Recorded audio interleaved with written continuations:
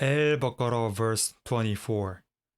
Our first word is fa-in, which is fa plus in, meaning but if. Following word is lam, meaning not, and it's used with a jussive verb. And then we have a verb taf'alu, meaning you do.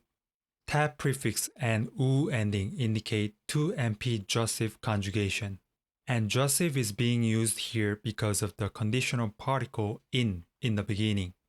Moving on, we have wa lan, which is wa plus lan, meaning and never. Up next is a verb taf'alu, meaning you do or you will do. This verb looks the same as the previous verb, but this time it's subjunctive. And lan plus subjunctive become a future negation, so lan taf'alu means you will never do. And this is referring back to the previous verse where the disbelievers were challenged to produce a surah like the Holy Quran. And this verse is saying that they will never succeed. Moving on, we have fattaku, which is fa prefix to the verb ittaku, meaning then fear. The verb ittaku is from the root well, gof, yeah. And hamzatu wasl and u ending indicate to MP imperative conjugation. And we examine the same verb in verse 21. Here, tattakuna is the same verb conjugated in to MP imperfect. Coming back, we have nar, meaning fire. It's in accusative as the object of the previous verb. Now let's recap the first line. In English, we can say, but if you do not, and you will never be able to, then fear the fire. Moving on to the second line, we have allati, which is a feminine relative pronoun, describing nar in the first line, which is a feminine noun. Next we have wakuduha, which is wakudu with a possessive pronoun ha, meaning its fuel. It's in nominative as the subject. And wakudu is from the root well, gof, del. And we saw a verb from the same root in verse 17.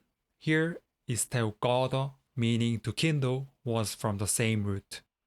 Coming back to our verse, we have annasu, meaning the people. And then we have wal-hijaratu, which is wa plus al-hijaratu, meaning and the stones. It's from the root ha, jim, re, and the singular noun is hajar.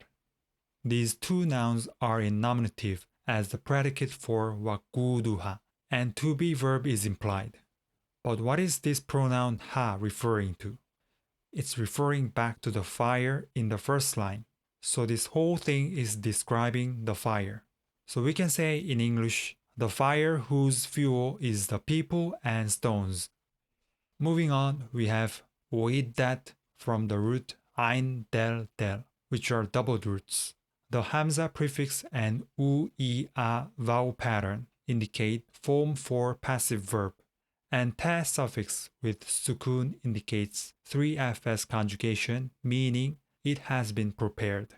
A feminine verb is used here because the subject is the fire in the first line. Moving on, our last word is lil kafirin, which is lam plus al kafirina, meaning for the disbelievers. It's in genitive because of the preposition lam. Alright, let's recap from the beginning. In English, we get, but if you do not, and you will never be able to, then fear the fire, whose fuel is the people and stones, prepared for the disbelievers.